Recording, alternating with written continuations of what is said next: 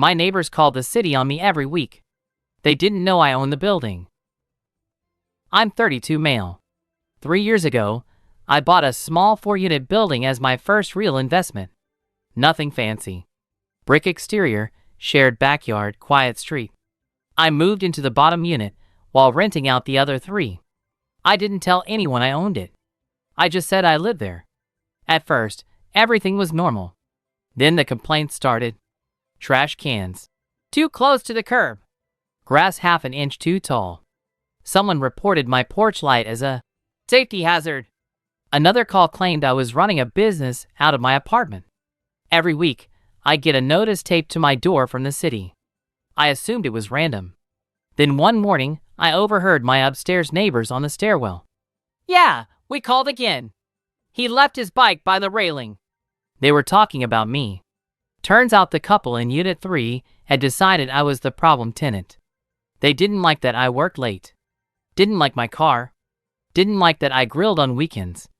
So instead of talking to me like adults, they started weaponizing city inspections. Over 2 months, they filed 9 complaints. 9. Inspectors kept showing up. Each time, everything passed. But it still meant taking time off work, answering questions, and living under constant scrutiny. One afternoon, I finally knocked on their door. "Hey," I said. "If there's an issue, you can just tell me." The woman crossed her arms. Her husband stood behind her filming on his phone. "We don't feel safe confronting you," she said. "We're documenting everything." "Documenting what?" "Your behavior."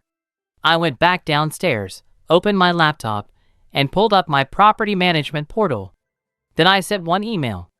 Next week, I posted official notices on every unit door.